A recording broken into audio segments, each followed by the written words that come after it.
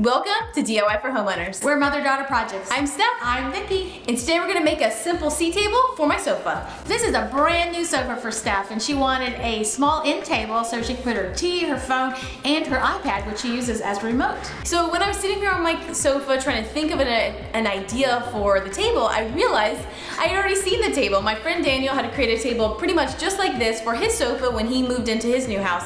So shout out to Daniel for the inspiration on this project. Follow along as we show you how it all came together. The simple materials you need for this project are 5 6-foot select pine 2x2s and 1 1/2 inch by 3 inch 3-foot poplar board, some wood glue, clamps, and stain. The first step is to cut all the 2x2s. We cut 7 at 26 inches, 7 at 12 inches, and 7 at 10.5 inches. We lined up all the matching pieces, and before we moved any further, we removed the sticky labels from the wood. We found this great plastic razor blade for easily and efficiently removing these otherwise stubborn stickers. Next, we laid out all the pieces, and if you look on the left, I'm using a cutoff piece to get the right spacing. Next, it was time for the glue up. We put a good amount of glue on each of these pieces. Here's a tip, on the longer pieces, don't glue all the way to the edge, as this was annoying to remove later. We got them lined up, clamped them together, and removed all the excess glue with baby wipes. We glued the top and bottom pieces and moved on to the side. You'll see here that I didn't put glue on the longer pieces, so I didn't have to clean that part up. I got everything clamped, waited about 24 hours, then removed the clamps. There's always sanding to be done, and this was no exception. We went through the grit starting with 80 and moving through to 220. One thing I wish I had done was make the top and bottom boards about a 1/2 inch longer, so that after we got them glued up, we could have made a nice straight cut on the ends, as those were a challenge to get sanded to the same length. The orbital sander was taking too long, so we got out our belt sander and was able to get the ridges nice and smooth. Here you can see I'm using a tack cloth. Once I've sanded something, I like to clean it off before I go to the next grit. Now, a tack cloth is just that. It's tacky and it picks up that sawdust. And you can see as I use it, it picks it right up. And you can use this tack cloth over and over. You just simply fold it and unfold it until you get a clean side. With everything sanded, it was time to assemble. We fit the top and bottom into the grooves and added a little bit of glue before we pounded them into their final placement.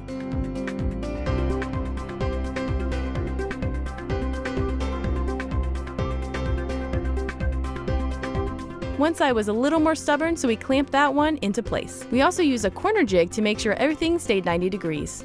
Did you see the straw when I was cleaning up the glue? This is a great tip for cleaning up right angles where there's glue, and you just run it along the edge and it picks it right up. Once that was dried, we did a bit more sanding and filled in any gaps at the joints. Here I'm mixing some sawdust from our orbital sander with some glue, and I'm going to use this to fill in any of the small gaps where the joints come together, and basically this is my own DIY wood filler.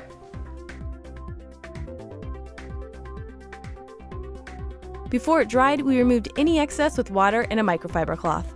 We wanted to add a little extra pop to this, so we used frog tape to tape off the edges, then we painted the inside with a fun purple paint.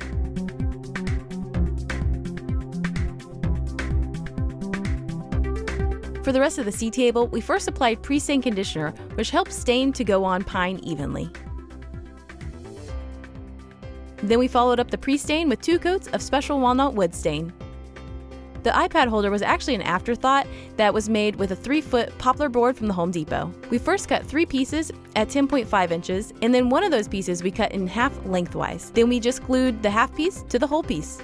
We repeated the staining process. Then we glued the 2 iPad shelves into place and clamped them for 24 hours. We're using a sample of Titebond Quick and Thick glue, which is made for vertical surfaces. It worked really well, and we didn't have any dripping glue. We cleaned up the squeezed out glue with baby wipes. What we learned. I thought I really sanded this well. Because you saw in the video, I did a lot of sanding. But you know, when you start to stain, any imperfection in the wood is going to show up, and it was very obvious that I had missed a few places on the top of this table. If I was going to do it over again, obviously I would do more sanding, but I would probably try to find someone with a drum sander let that do all the work and be finished. And we do have a friend with a drum sander, so we have no excuse. But we're happy with it, how it turned out. This little spot is just a little rustic looking, and that works in my house, so it's okay. And also a coaster can go right over there, so it works. But the nice thing about this design is it's super customizable. So if your sofa is taller, you can make this taller. If you want this table to be wider, if you want it to be longer, there's all different customization features you can do. And if you're like me and you use your iPad on your TV, then you can make a spot for your iPad and you always know where it is instead of having to hunt for it. So I really like that. That's not something that you get in normal furniture, but you get that on my furniture. Not only is this customizable, but you can use it in several ways. You can use it over the arm of the sofa. You can use it in front like a small desk, or Steph has had to put it on the floor like a table when her dog requires a little attention. She still needs to work. If you like this project and want to see more from us, be sure to visit us at mother.projects.com and sign up for our newsletter. We send an email once a week with all our latest projects. What are you doing with your hands? I don't know. I'm gonna move them. Dun dun da da dun dun da dun dun da da dun dun dun dun dun. Hi, Mac. I'll just put my hand right here. Okay. Okay.